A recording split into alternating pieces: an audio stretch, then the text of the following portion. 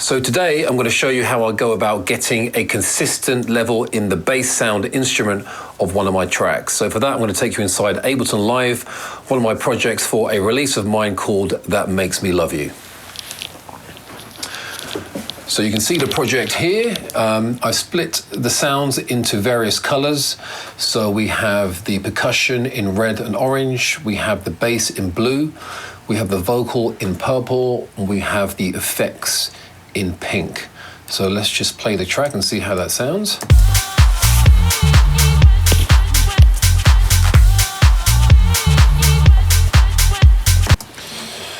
Okay, so the thing about bass is that it can be hard to control the levels, especially when the bass is playing different notes of the scale. So to give you an example, if I load up a bass sound here and start playing, you can see that the frequencies and levels are all over the place and they kind of move around depending on which note you're playing.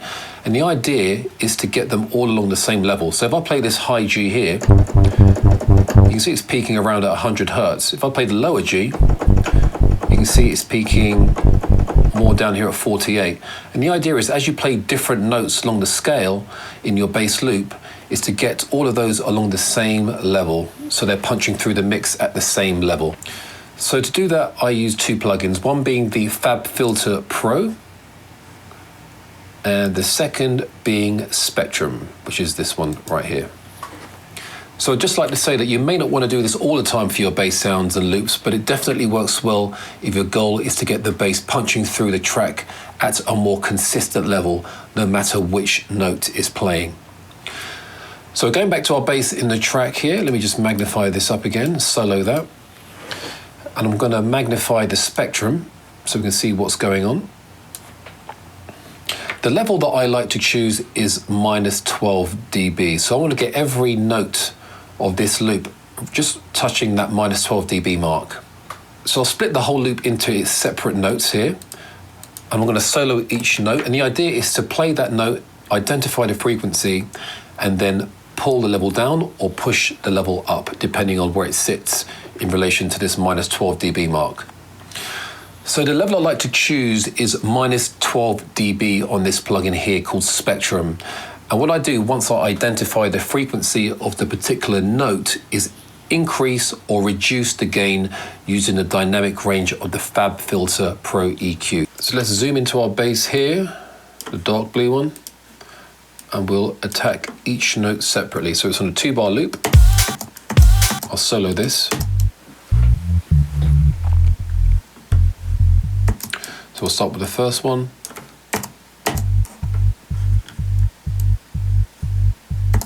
I'm going to increase the size of the spectrum so we can see what frequencies we're dealing with.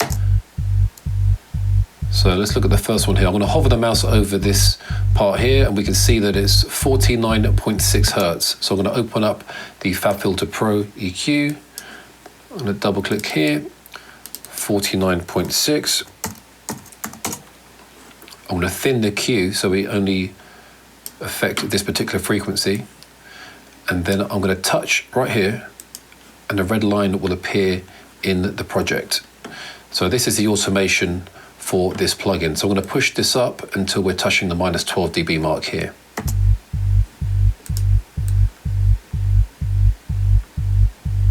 It's about good enough. And then the second frequency, I'm going to hover the mouse over here, is 99.3. So go in here, double click, 99.3. Thin the Q, touch here, brings up this dotted red line, highlight and push up.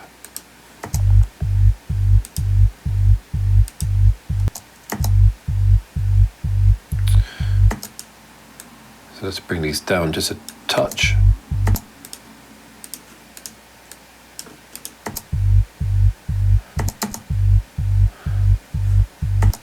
Just a little bit more. That's good enough. Okay, so onto the second note.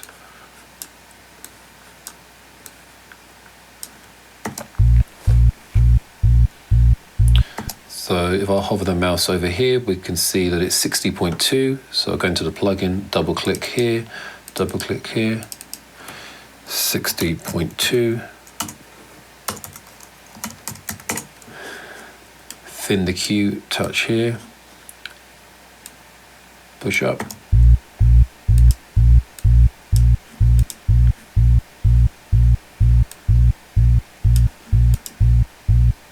So we've had to reduce that one slightly. And the second frequency, if I just move this plugin out the way, if I hover my mouse over here, it's 119 Hertz. So double click 119, thin the Q, touch here.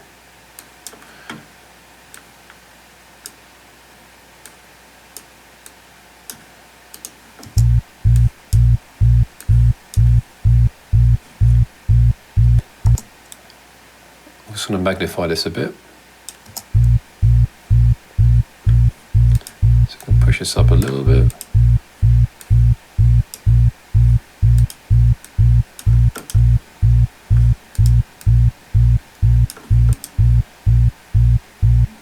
So they're both touching the minus 12 dB mark.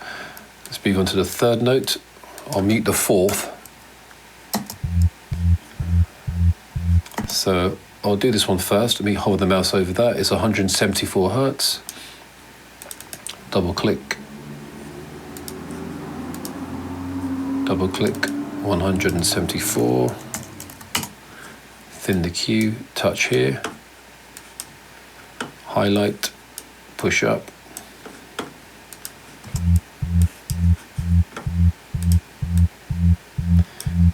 Now you may not want to push this up too much depending on how it sounds, but we'll move it up for the purpose of this demonstration.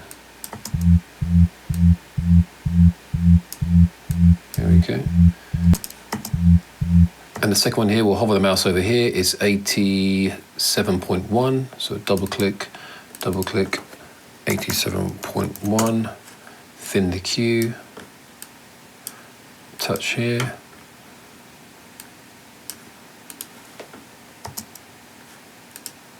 Bring this down a bit.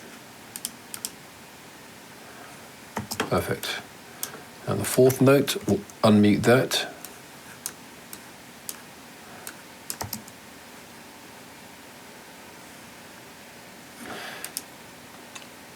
And that's pretty much on the money. Maybe this one could go up just a tad, so we'll hover the mouse over here, 148 Hertz, double click, 148, thin the Q, touch here, and then highlight, push up.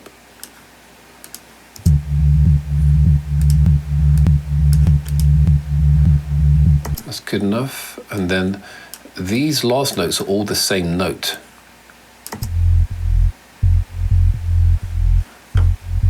So these will come down just a tad. So I'll hover the mouse over here, is 88.1, double click, 88.1, thin the Q, touch here, and bring this down. And this one here is 43.1, double click, 43.1, thin the Q, touch here, bring down.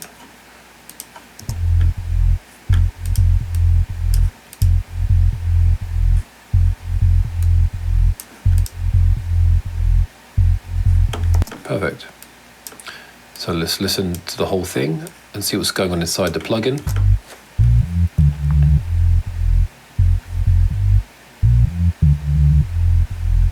And we can watch the spectrum. You can see they're all just dancing along that minus 12 dB mark, which is perfect. And now let's unsolo the bass and listen to the whole thing.